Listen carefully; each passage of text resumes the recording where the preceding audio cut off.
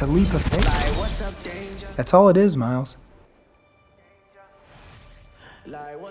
Spider-Man Into the Spider-Verse is the greatest Spider-Man movie ever made, and in this video, I'll explain how this film single-handedly created history.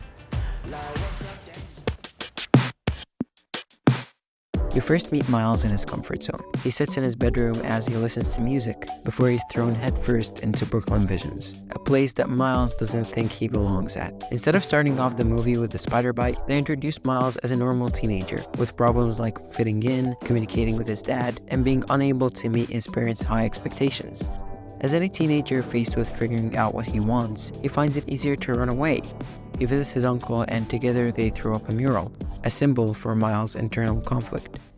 Miles, I see exactly what you're doing there, man. Yeah.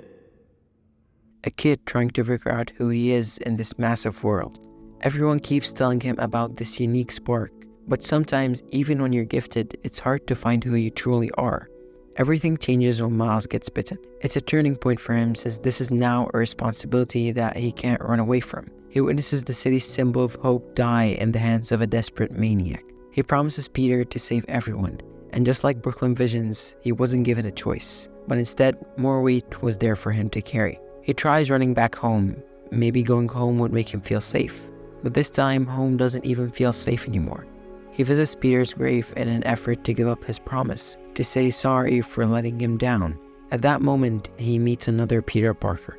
Peter B. Parker is a Spider-Man that has been beaten down so hard by his struggles that he can't even stomach hearing Uncle Ben's phrase anymore. He is a perfect example of why Spider-Man is so liked by us.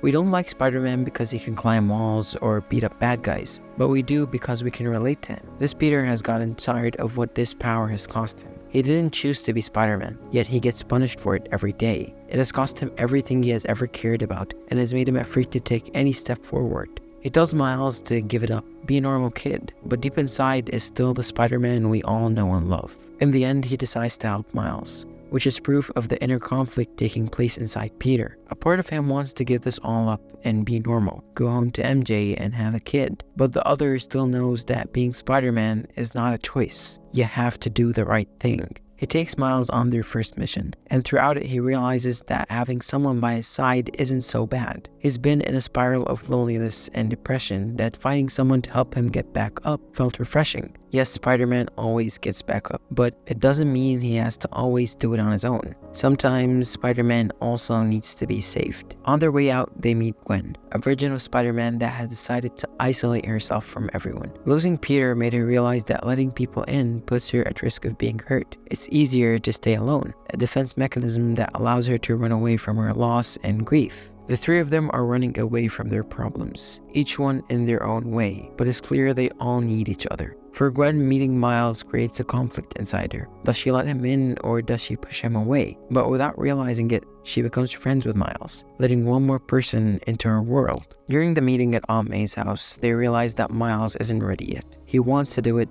but something still holds him back. No matter how hard he tries, he can't use any of his powers. Even with all these abilities, he feels powerless to his problems. So he runs to the person he trusts the most. And at that moment, he realizes that he has nobody to help him figure this out. The only person that can help him is himself. Moments later, he loses Uncle Aaron. He dies in his arms with the regret of choosing the wrong path, but with hope in Miles to be better, be the best of all of them.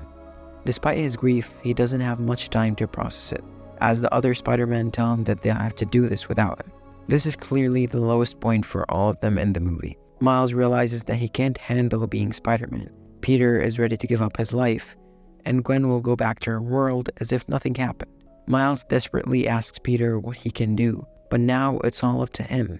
In one of the best scenes in the movie, Miles' dad breaks the wall that has been built between them. I see this spark in you. It's amazing. It's why I push you, but it's yours. Whatever you choose to do with it, you'll be great.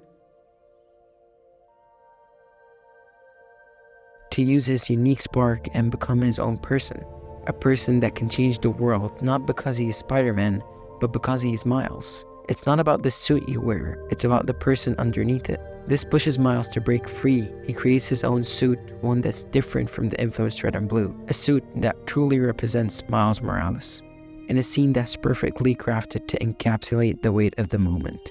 He takes a leap of faith. Miles swings through the streets of New York to meet his friends at the Collider, where he can fulfill his promise to Peter and send them back home. He allows Gwen to have a friend again, and helps Peter believe that he has a second chance. Peter and Gwen also had to take a leap of faith. Peter had to trust in himself one more time, and Gwen had to give up her isolation and start being vulnerable again. Miles is now left with Fisk to deal with. His dad stands far away, and all he can do is hope that Spider-Man can save the day. Miles gets beaten down over and over, but he knows that he has to do this. He gets up and in honor of Uncle Aaron, gives Fisk the shoulder touch. Right after that, he finally calls back his dad to reignite their relationship. Finally, he can have his own comic book that tells his unique story, the story of Miles Morales. This movie stands out in between these multi-million-dollar projects because it focuses on building these characters, making them relatable to us. The creators behind this movie understand what this character means to each and every one of us. Most of us can relate to at least one of the three protagonists in this movie, and we can all learn something through them. Maybe you need to take that leap of faith yourself, and that's what makes art what it is, because art can send a message or create a feeling that's unique to it. So that's why I believe that this is the greatest Spider-Man movie ever made.